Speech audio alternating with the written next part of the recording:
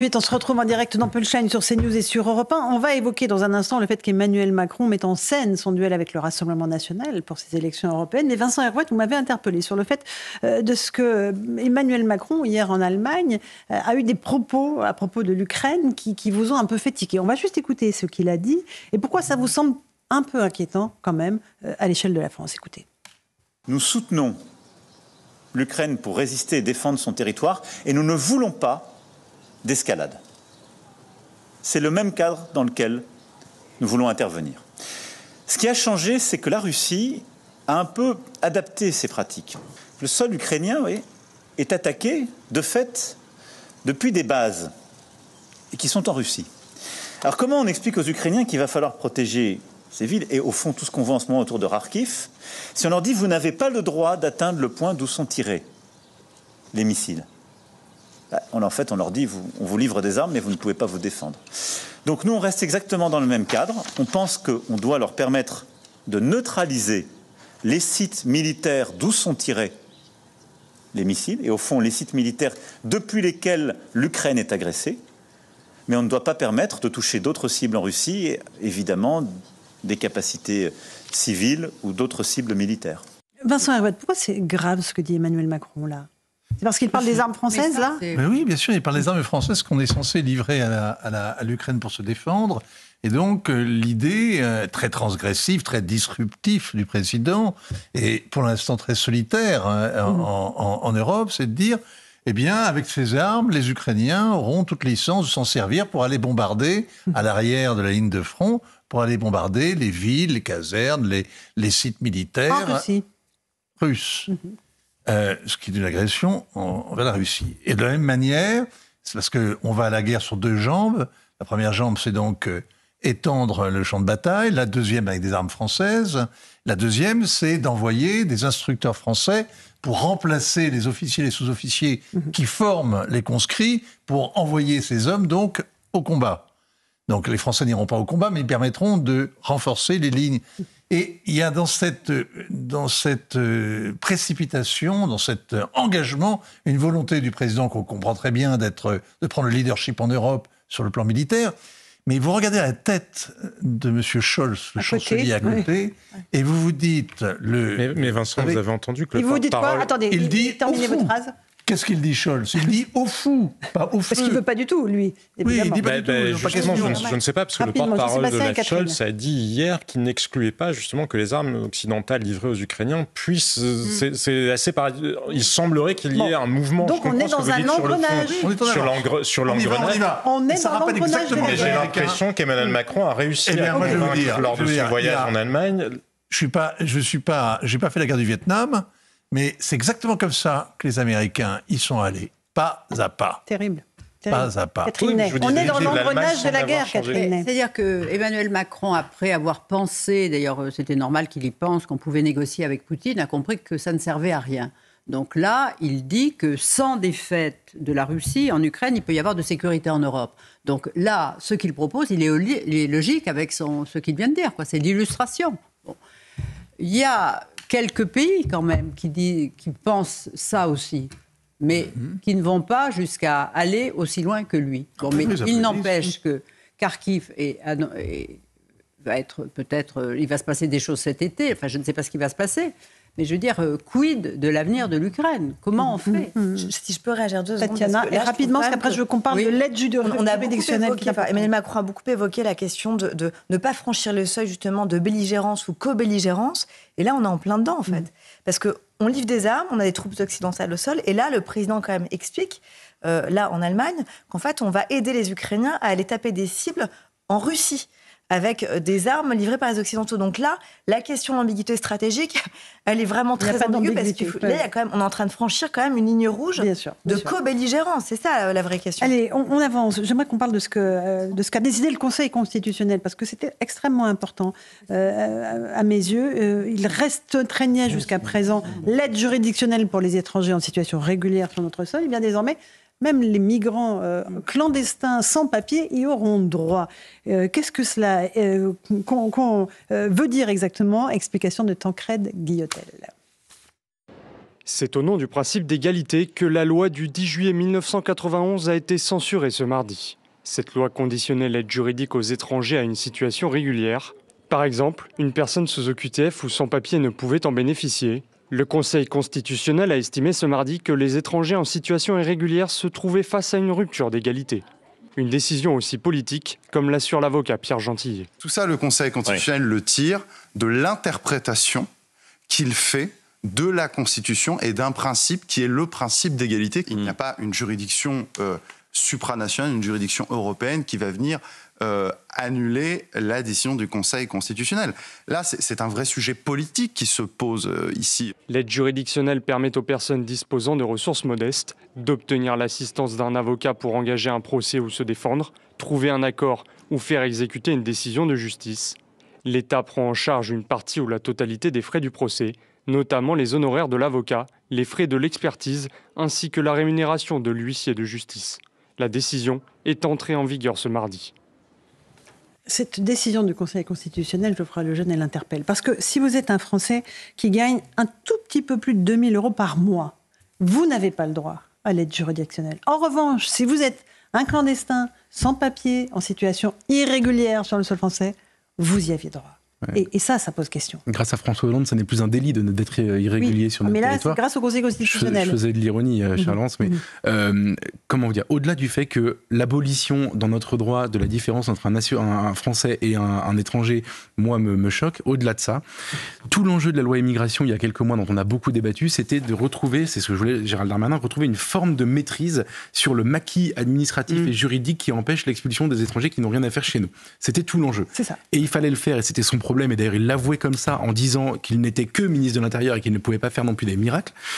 Il fallait le faire en restant dans le cadre du droit administratif français, du droit constitutionnel et du droit européen. Donc il a essayé de bricoler une loi qui a fait hurler notre gauche française qui ne comprend rien au problème, qui est restée dans les clous et dont on dit aujourd'hui qu'elle est peut-être pas aussi efficace que ce qu'elle croyait. Et donc la patatras, ça va encore plus loin, c'est-à-dire qu'en fait le droit, pardon Catherine, mais le droit constitutionnel, enfin le Conseil constitutionnel vient encore plus aggraver le problème, ce qui prouve bien qu'en fait une loi ne réglera jamais ça. Catherine Ney. Oui, non, mais ce qui est extraordinaire, c'est que la loi sur l'immigration qui a été adoptée par le 49.3, où la droite avait rajouté des mesures un peu disons pour serrer les boulons, il n'y a pas eu de débat au Parlement. Et Emmanuel Macron a commencé par dire qu'il était très content de cette loi, mais qu'il y avait quand même des choses qui ne lui plaisaient pas. Mais heureusement, le Conseil constitutionnel allait faire le ménage. C'est-à-dire qu'il s'adressait au Conseil constitutionnel, qui a dit « mais nous ne sommes pas une cour d'appel », mais qui a néanmoins répondu à ses vœux en enlevé tous les amendements des LR. En disant que ce qui avait été enlevé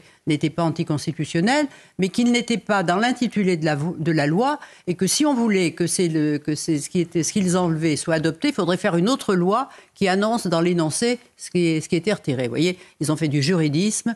Voilà. Bon, mais en tous les cas, déjà, le Conseil constitutionnel avait déclaré que vous savez, c'était celui qui faisait passer dans le sud, à Nice, là, le berger qui allait chercher des Africains de l'autre côté. Bon, mais au nom de la fraternité, c'était pas un délit, parce qu'au nom de la fraternité, c'était voilà. Donc le Conseil constitutionnel montre mois après mois que l'État français ne peut pas du tout agir contre l'immigration. Est impuissant. C'est impuissant sur l'immigration. L'une des plus grandes hypocrisies, et qui est à mon sens un scandale démocratique du macronisme, est de feindre parfois vouloir la fermeté sur le terrain régalien, de mettre Gérald Darmanin en avant ou je ne sais qui, et de faire des nominations à la tête de toutes les structures juridiques ou judiciaires françaises, c'est-à-dire le Conseil d'État, le Conseil constitutionnel, le Conseil supérieur de la magistrature, la Cour de cassation. De toute façon, Emmanuel Macron, et ça vient après le quinquennat de François Hollande, c'est-à-dire que quand vous regardez dans l'histoire de la Ve République, il n'y a jamais eu de période aussi longue sans alternance politique. C'est-à-dire que d'habitude, les alternances, ou en tout cas depuis le général de Gaulle, c'est-à-dire que les alternances en général rééquilibraient ces institutions-là. Mais là, non seulement elles se donnent des pouvoirs, elles s'octroient des pouvoirs qui ne sont pas strictement écrits dans la Constitution, en restreignant le champ de la souveraineté populaire, mais en plus avec une sociologie de gens qui globalement sont quand même toujours dans la même vision, toujours dans une vision plutôt inspirée de la gauche, et tout ça sans jamais avoir consulté les Français sur le sujet. Donc quand la Macronie, en même temps là, est une hypocrisie absolue, et c'est un attentat démocratique. Accessoirement, quand vous regardez la détresse des palais de justice, l'état des des juges. C'est plus la rue Montpensier, c'est la rue Despensiers.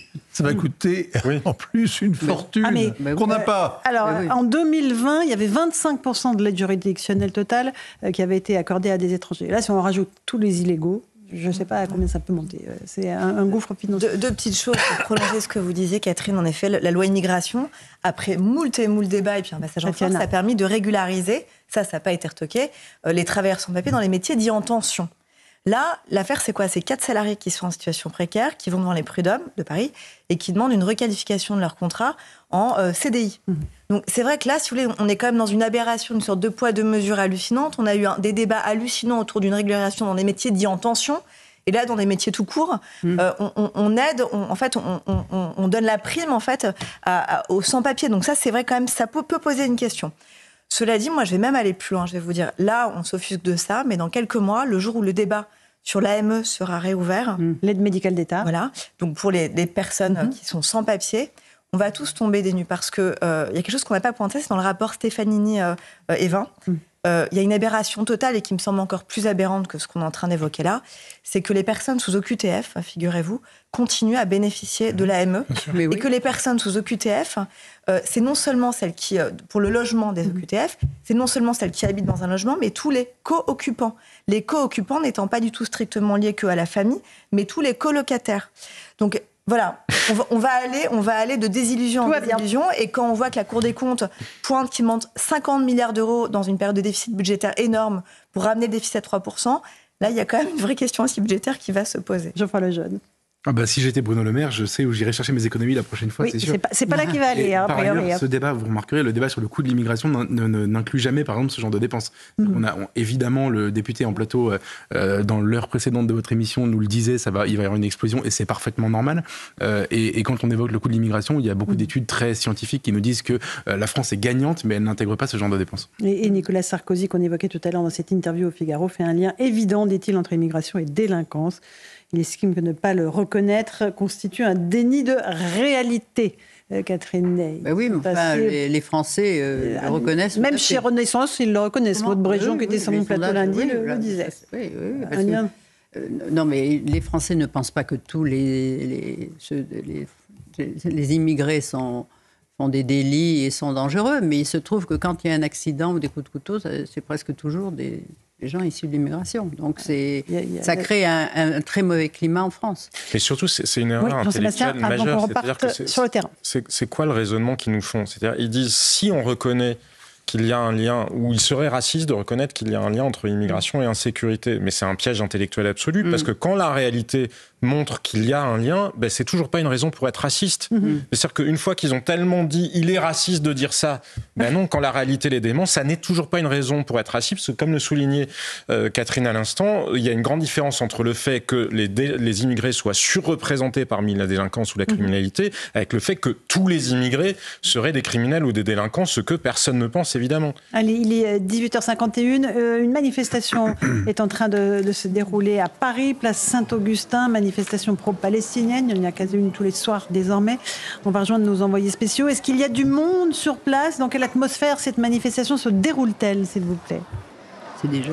Écoutez, pour le moment, Laurence, ici, place Saint-Augustin dans le 8e arrondissement de la capitale, tout se passe dans le calme. Moins d'1 millier de manifestants ont répondu à l'appel d'urgence Palestine, ici, pour crier au cessez-le-feu au Proche-Orient. Des manifestants qui sont encerclés par les forces de l'ordre. Ces manifestants voulaient rejoindre dans la soirée l'ambassade d'Israël. Il semblerait que ce parcours leur soit interdit, puisque les forces de l'ordre entourent cette place Saint-Augustin. Il faut savoir que plusieurs députés ont appelé à ce rassemblement ici dans le 8e arrondissement de Paris dès 18h30, à l'instar de David Guiraud que l'on a entendu hier en pleine altercation avec Meyer Habib à l'Assemblée nationale. Il y a également Rima Hassan, la candidate LFI aux élections européennes, qui a appelé ces manifestants à se rassembler pour la 3e journée consécutive ici dans la capitale. Alors ces manifestants pour le moment prennent la parole tour à tour, applaudissent, chantent des chants pour la libération de Gaza. Pour le moment, ici dans le 8e arrondissement, tout se passe dans le calme. Merci beaucoup pour ces précisions. Lundi, il y avait à peu près 10 000 personnes qui manifestaient. Mardi, 4 000 personnes. Là, on est à moins d'1 millier. On voit que la mobilisation décroît. C'est le moins de le dire, Vincent Herouette. Il y a 10 000 manifestants à Londres. Pareil.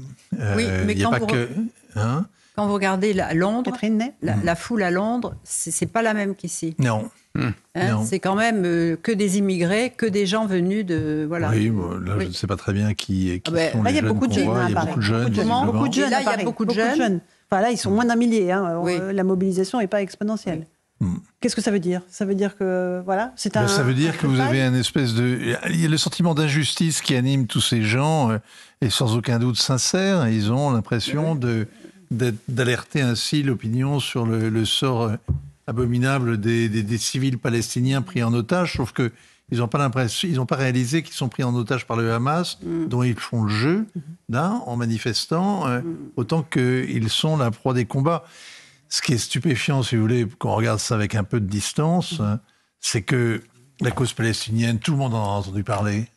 Elle a cristallisé dans le monde arabe, elle a été instrumentalisée comme aucune autre cause dans le monde. Elle a servi à tous les tyrans du Moyen-Orient pour se glorifier, se laver les mains, etc. C'est vraiment c'est plus une cause propre, c'est une cause vraiment qui a drainé tellement de derrière-pensées. Mais dans le monde entier, vous avez des drames dont tout le monde se moque éperdument. Vous avez des millions de morts au Congo, vous avez le Darfour en ce moment, vous avez la Somalie. Je ne veux pas dire que... Mais ce sont vraiment des situations dramatiques qui se vivent maintenant, au présent, et sur lesquelles on peut peut-être faire quelque chose. Mais ça n'a aucune importance. Ce qui est important, c'est le symbole. Ce n'est que le symbole. C'est un oripeau. Tatiana Renard, dernier mot, rapidement. Oui, d'abord, il y a une sensibilité depuis fort longtemps de la jeunesse à la cause palestinienne. Et quand vous citez les politiques qui ont appelé à ce rassemblement à côté de ce comité pro-palestinien, évidemment, on voit bien aussi sur quoi ils surfent, sur une sorte de radicalité aussi qu'ils exacerbent, qu'ils viennent titiller et qu'ils viennent entretenir. On l'a vu d'ailleurs dans les universités ou même à Sciences Po. On a vu combien ils venaient titiller cela. Donc, évidemment, on parlait tout à l'heure d'un électoralisme de Jean-Luc Mélenchon. Il y a aussi quelque part une arrière-pensée électoraliste parce que la jeunesse, je rappelle, s'est beaucoup abstenue, s'abstient beaucoup, mais vote majoritairement aux européennes, aussi pour Jean-Luc Mélenchon. Donc, évidemment, ceci explique aussi cela. Et puis c'est le dernier mot, Catherine Neb. Non, mais Vincent a raison de dire qu'il y a des malheurs et des tragédies dans le monde, mais il n'y a pas d'image. Tandis que tous les soirs, il y a des images de Gaza, on voit les immeubles défoncés, des enfants morts, des corps, et donc l'émotion de la jeunesse, c'est normal, est à vif et voilà, et borgne, parce que sur un dossier comme ça, on est borgne, on est d'un côté ou de l'autre. C'est très difficile de regarder les choses avec les deux yeux. Merci à tous les 5 d'avoir participé à Punchline. Tout de suite, on rejoint Pierre de Villeneuve. Bonsoir Pierre, bonsoir, pour Laurence. Europe 1 Soir. Quels sont vos invités ? Qui sont vos invités plutôt ? François-Xavier Bellamy sur la bordélisation de LFI, pour reprendre le terme du ministre de l'Intérieur, et Fabrice Leggeri. Il était ancien patron de Frontex. Il est numéro 3 de la liste RN aux européennes sur les chiffres des immigrés clandestins. Merci Pierre, on se retrouve demain à 21h pour le Bien débat sûr. avec les candidats et les principales têtes de liste. On sera là. Merci à vous de votre fidélité, chers amis auditeurs et téléspectateurs. Merci à tous ceux qui m'ont aidé à préparer cette émission. Et dans un instant sur CNews, c'est Christine Kelly pour Face à l'info. Bonne soirée à vous.